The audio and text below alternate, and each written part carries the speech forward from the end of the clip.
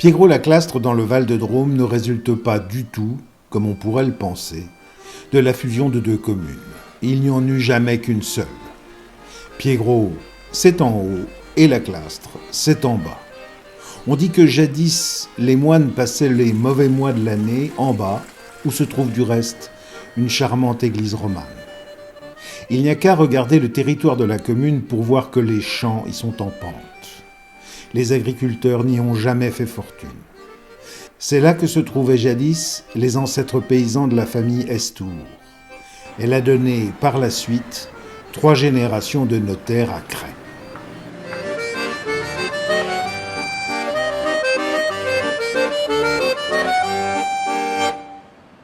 Mon grand-père était au départ paysan à Piégros-Laclastre, au hameau des Chambons, sur une petite exploitation où il vivotait très mal.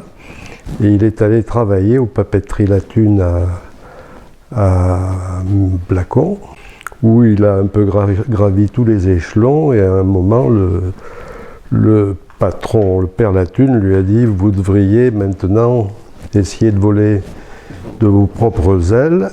Et mon grand-père a racheté une petite papeterie à Valence, qui est devenue les papeteries Estour. Mon grand-père avait 2 fils et 2 filles, et mon père, le père Estour, avait décidé qu'il ferait des études. Mon père aurait voulu intégrer les eaux et forêts, mais non, ça ne plaisait pas au grand-père, qui a voulu qu'il fasse son droit. Donc mon père a fait son droit à la faculté catholique de Lyon, où il a rencontré d'ailleurs ma mère, qui était la seule femme qui faisait sa licence de droit. Et c'est ainsi que mes parents se sont rencontrés, et la suite, ils ont eu 9 enfants. Et mon père a commencé à faire son stage à l'Arbrel, près de Lyon, et puis il est venu travailler à l'étude de Maître Beauvais à Cray, et puis il a succédé à Maître Beauvais. Est-ce que c'était un homme qui recevait beaucoup à son cabinet, ou est-ce que c'était un homme qui devait beaucoup se déplacer Il recevait un maximum à son cabinet, mais comme tous les notaires, il fallait quand même se déplacer pour aller voir, quand il y avait des arrangements de famille, voir les propriétés pour essayer de se faire une idée et de faire un partage juste entre les enfants. Votre père circulait en motocyclette, c'est exact? Il y a un moment, oui, après la guerre, où il avait une toute petite monocyclette, une Noumap, je sais pas, un truc sur 125 cm3, et quand il devait se déplacer, il mettait son cartable avec un tendeur derrière, et il allait, ouais. Parce qu'il aimait bien se déplacer, je crois. Il aimait bien aller voir les fermes, à quoi elles ressemblaient. Comme tous les notaires. Comme tous les notaires de campagne, pour pouvoir comprendre ses clients, il faut aller sur le terrain. Vous-même, vous le faisiez beaucoup? Ah oui, oui. Ah, moi, je ne pouvais pas faire des arrangements sans m'être déplacé sur le terrain. On ne peut pas faire autrement. Vous avez le souvenir d'une fois où il vous serait arrivé que, en étant sur le terrain, brutalement, vous vous soyez rendu compte que ça ne se présentait pas du tout comme ce que vous aviez pensé depuis votre bureau, parce que les lieux vous inspiraient non, parce que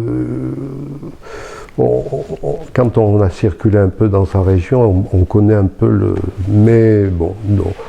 Si, il m'est arrivé quand même, de rentrer dans des maisons, dans des coins isolés où vraiment on serait cru au Moyen-Âge. Je me rappelle une fois sur le plateau, entre Léoncel et la Vacherie, j'étais allé chez 3 vieux garçons. J'en ai eu l'odeur pendant des semaines. Sur une place comme Cray, par exemple, entre Cray et Die, disons, il y avait combien de notaires à ce moment-là? Quand je me suis installé, on était deux notaires. Il y avait Maître Martarèche et moi. Bon, il y avait un notaire à Oust, Maître Béranger, avec qui je me suis associé par la suite. Il y a eu un notaire à Saillant, encore il n'y a pas très longtemps. Et puis après, c'était à Die. Est-ce que le métier a beaucoup changé? Le métier a beaucoup changé, c'est-à-dire que les dossiers se sont compliqués, mais bon, je me rappelle au tout début, il recevait des clients pour une vente, il les recevait, il tapait sa vente sur une page recto verso, et puis le dossier il faisait signer, donc ça allait beaucoup plus vite. Et puis après, il y a le côté administratif qui a gagné du terrain, il y a eu l'apparition des SAFER, l'urbanisme c'est compliqué, bon, donc les dossiers, au fur et à mesure que le temps a passé, sont devenus de plus en plus épais, je dirais de plus en plus épais. Aujourd'hui, mon fils donc, qui a pris la suite, pour passer une vente, il y a plus de pièces annexes à la vente que l'acte lui-même. Alors, est-ce que ça tient au fait que nous sommes de plus en plus en ville, si je puis dire? C'est-à-dire qu'il y a eu pour toute cette région une urbanisation? Non, je ne crois pas que ça soit ça pour une vente à la campagne, il y a autant de formalités, de documents à réunir. Maintenant, pour un bail ou pour une vente à la campagne, il faut, comme en ville, faire passer un expert pour l'amiante, faire passer un expert pour l'électricité. Enfin, il y a de plus en plus de... il n'y a pas de variante entre... Peut-être même, à la campagne, c'est peut-être même encore plus compliqué, du fait qu'il y a la SAFER qui intervient, et ça prend du temps, les formalités. Lorsqu'on regarde des papiers très anciens, mettons du 19e siècle, si vous voulez, on a l'impression qu'il y a beaucoup de notaires. C'est-à-dire que je crois qu'il y a... Il y avait beaucoup plus de notaires qu'aujourd'hui. Il y avait un notaire à Auriple, il y avait un notaire à Autichamp, il y avait un notaire à Beaufort, il y avait un notaire... Bon, je me rappelle plus tout, mais il y en avait beaucoup plus. Et est-ce qu'on sait pourquoi? Qu'est-ce qui les faisait vivre tellement? On faisait, bon, il y avait les contrats de mariage, il y avait les baux, fut une époque où, quand on embauchait quelqu'un, on allait faire un contrat d'embauche chez le notaire. Il y a toute une partie de leur travail qui a disparu.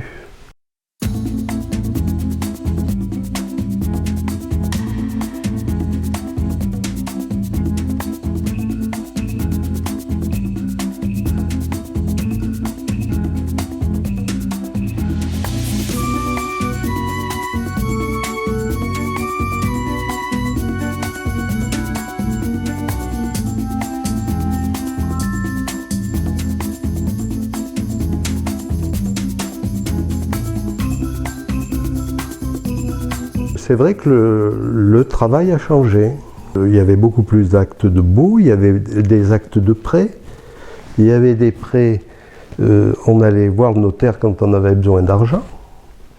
Alors c'était qui prêtait là? C'était le notaire? Non, pas du tout. Le notaire avait une clientèle qui avait de l'argent et qui cherchait à le placer. Les taux d'intérêt étaient plus élevés. Donc il y avait des clients qui venaient voir le notaire en disant je peux placer tant et tant, et le notaire, des clients qui avaient besoin d'argent venaient le voir et bon, mais ça maintenant ça n'existe plus. Ça n'existe plus.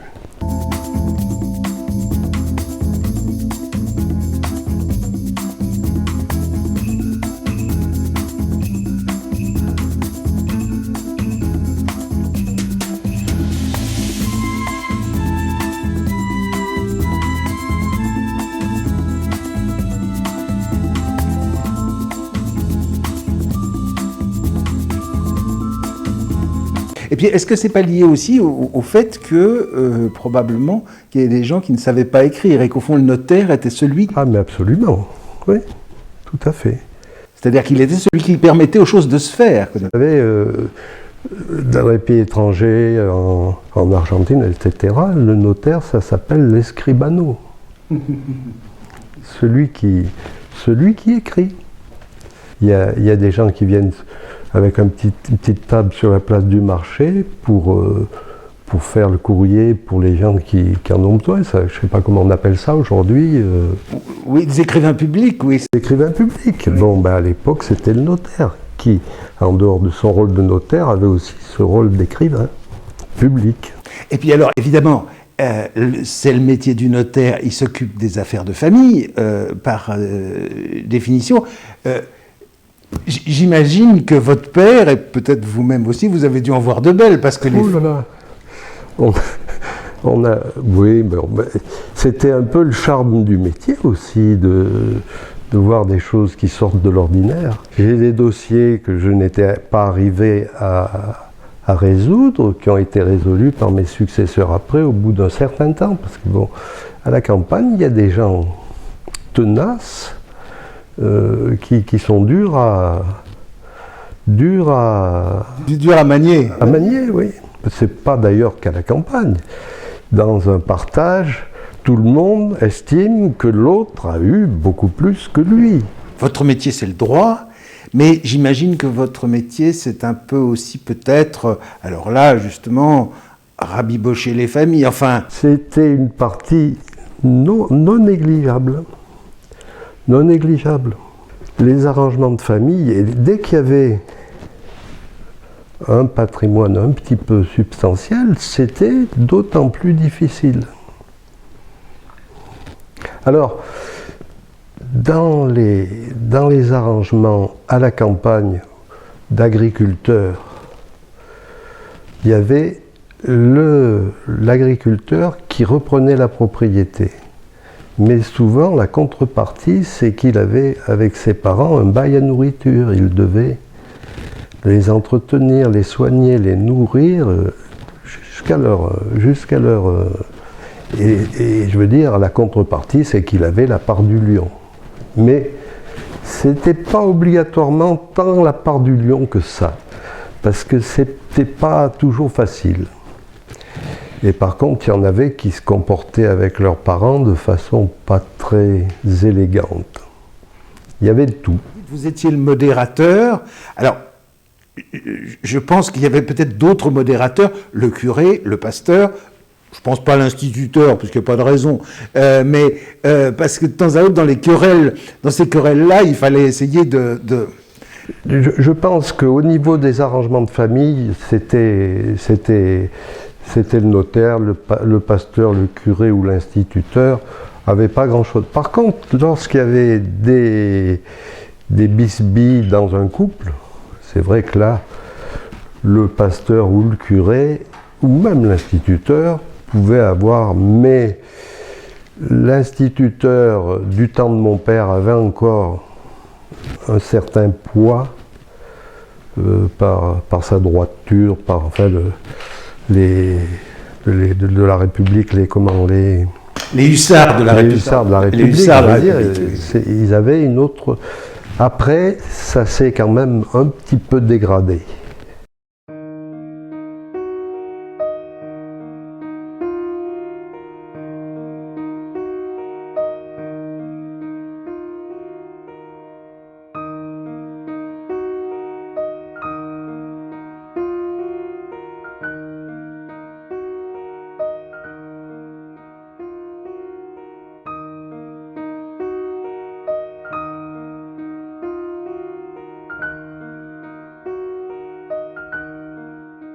Je lisais l'autre jour, avec stupéfaction, je dois vous dire, que, par exemple, s'agissant de la population lyonnaise, je crois au début du XXe siècle, je ne voudrais pas vous dire exactement avec précision, mais la part des enfants naturels était de l'ordre de 25%, ce qui m'a fait tomber du placard.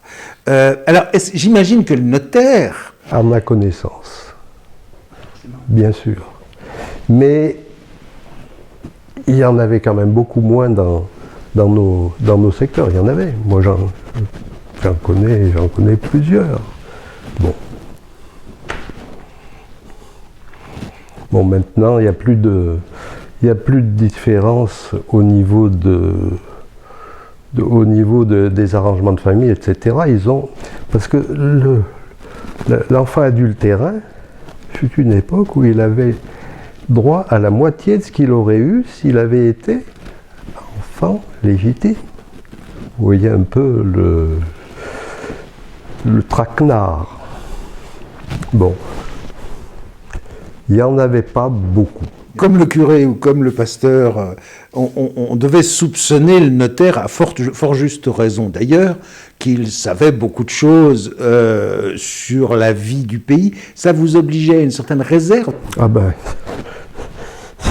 si on avait raconté tout ce qu'on savait, ça serait une... Non, mais c'est sûr.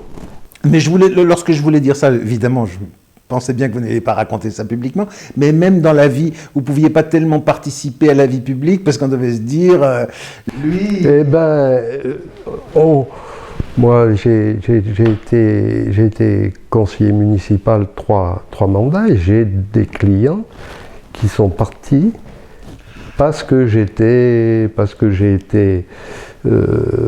avec tel maire, etc. Bon, bah, qu'est-ce que vous voulez? Vous êtes d'une vieille famille catholique locale, bien connue.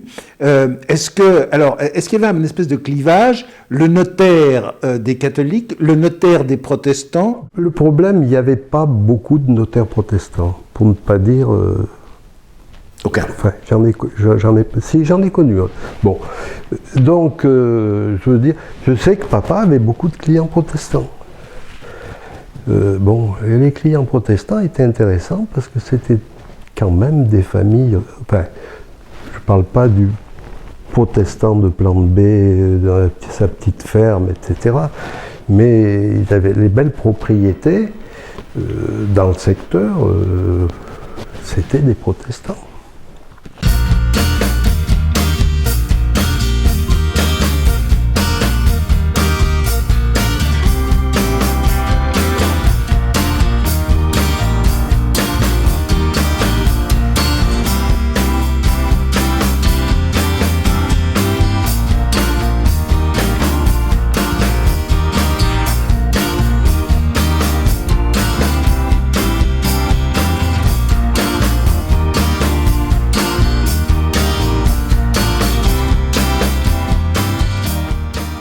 Évidemment, il y avait cette question terrible de la terre. Oui.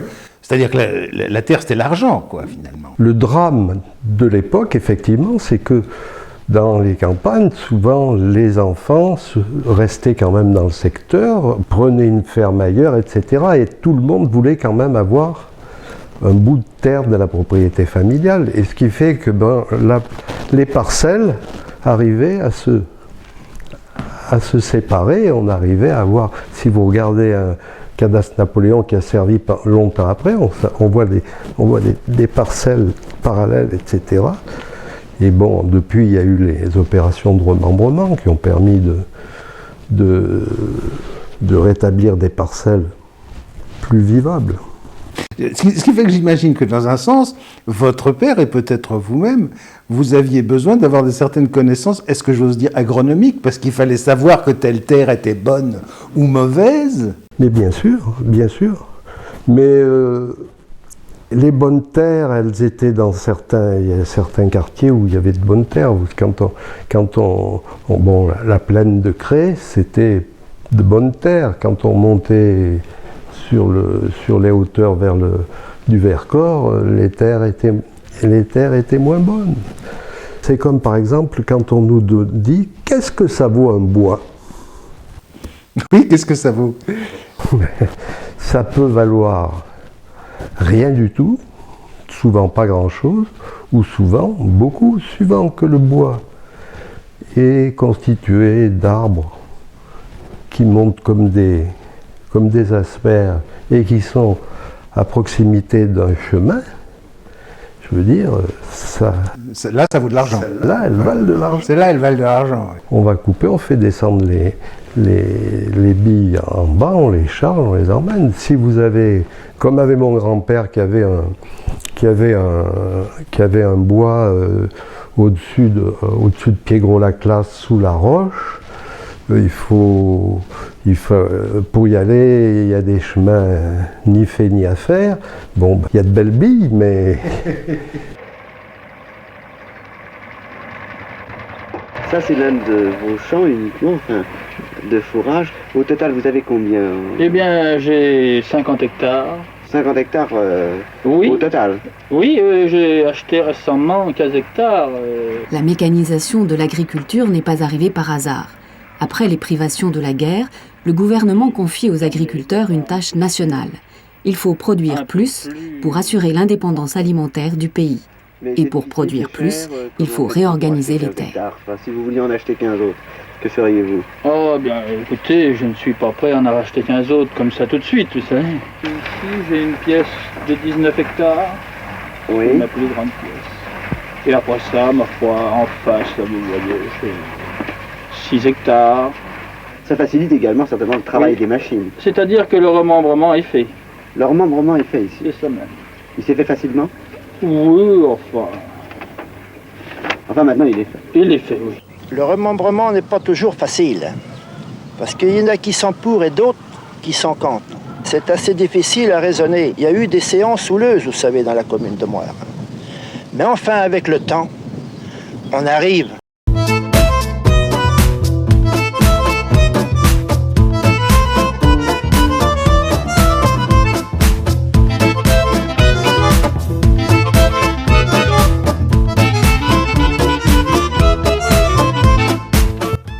Les remembrements ne sont pas tous faits au même moment, partout. Il fallait qu'on décide de remembrer tel secteur, etc. Là, c'est toujours pareil.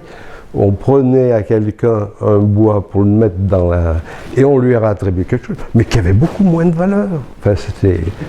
En principe, c'était une mesure gouvernementale, enfin je veux dire administrative.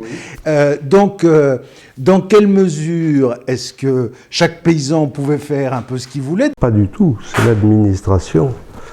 Mais il était bien obligé de discuter quand même avec les paysans. Et il fallait après qu'il y ait une approbation de l'ensemble, etc. C'était... Ah oui?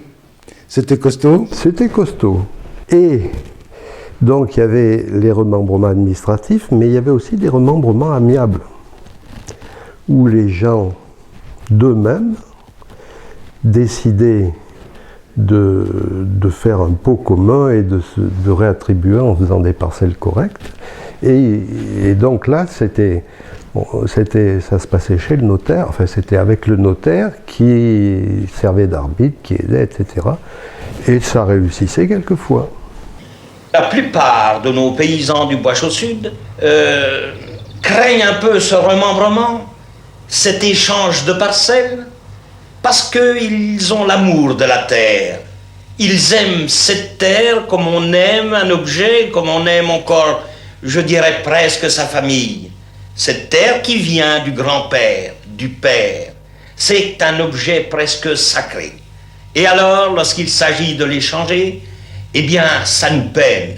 Ça nous peine parce que nous sommes aussi un peu égoïstes et nous pensons que notre parcelle est légèrement supérieure à la parcelle du voisin. Est-ce que vous diriez que le genre d'agriculteur que vous avez vu, ou peut-être que votre père déjà voyait, et puis la nouvelle génération, disons pour dire simplement les années 60 par exemple, est-ce que vous diriez que le profil que vous deviez voir dans les fauteuils en face de vous était très différent? Plus, est-ce que j'ose dire, manager Oui, c'était différent, mais pas obligatoirement mieux. Je veux dire, peut-être plus intransigeant que la génération précédente. Business, c'est ça? Business. Et lorsqu'il y avait lorsqu'il y avait un remembrement, il y avait ceux qui étaient bien placés, etc., et qui récupéraient les bonnes terres, et les autres qui avaient moins bien. Et ça comptait d'être l'ami du député ou... Bien sûr, du député ou du président de la chambre d'agriculture On avait tous des clients dont on savait qu'ils seraient toujours là au bon moment, qui savaient récupérer les terres intéressantes. Les malins, quoi. Oui, les malins. Il y en a toujours eu. Je pense que les agriculteurs d'aujourd'hui ont des énormes problèmes financiers. Et je ne suis pas sûr qu'ils soient plus heureux que ne l'étaient leurs parents. Je pense même le contraire.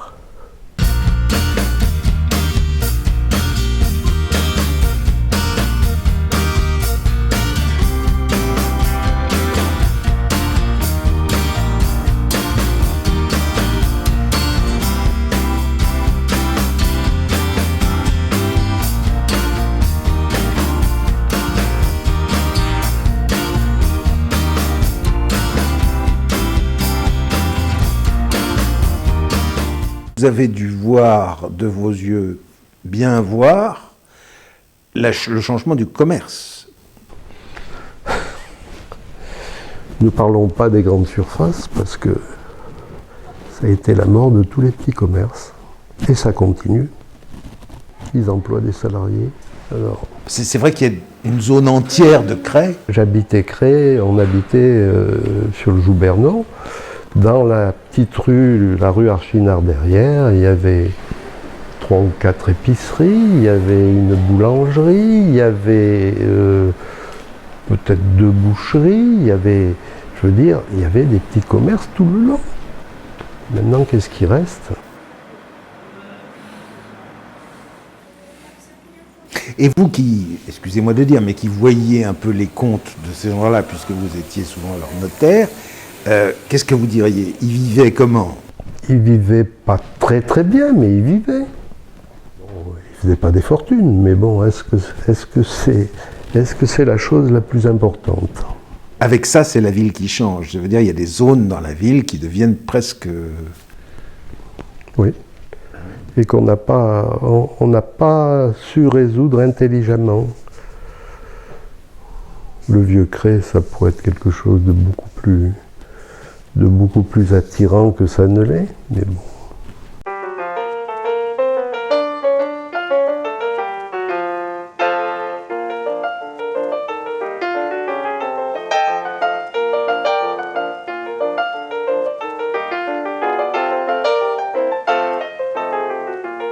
Il y a, j'imagine, un personnage qui a disparu, c'est l'employé aux écritures. Au début, lorsque vous avez pris la succession de votre père, j'imagine qu'il y avait encore des gens qui rédigeaient à la main ou... Non, mon père tapait ses actes à la machine. Il avait un clerc, mais bon, c'était déjà tout à la machine. Bon, il n'y avait pas encore les photocopieuses au début, ça veut dire qu'on faisait avec un papier carbone, etc. Et on tapait tous les actes, notamment les prêts du crédit foncier, qui étaient très très longs, de A jusqu'à Z. On avait besoin d'avoir beaucoup plus de secrétaires. Il y a des études où maintenant, chaque notaire a une secrétaire et terminé. Mais il faut dire que l'informatique a beaucoup quand même apporté. Qu'est-ce qui était le plus agréable ? C'était le contact avec les clients. C'était le client qui venait vous voir. On recevait les clients, pas obligatoirement pour faire un acte. On recevait les clients qui venaient nous demander un conseil, etc., qui nous racontaient leurs problèmes, etc. Bon, je veux dire, c'est gratifiant, malgré tout. Moi, j'avoue que j'aimais beaucoup le contact avec les clients. Bon, après, le côté administratif de mon métier, c'était pas le paradis. Vous savez, les gens, c'est des fois difficile de leur faire changer de façon de raisonner et d'agir. Bon, moi, plusieurs fois, j'ai des gens qui sont venus me voir parce qu'ils voulaient divorcer, etc. J'ai discuté, etc. Et plusieurs fois, ben, les gens m'ont suivi et je les rencontre. Bon, ben, je veux dire, là, ça n'avait rien économiquement d'intéressant, mais je veux dire, du point de vue relation humaine, c'était quand même... bon, c'est tous ces côtés-là.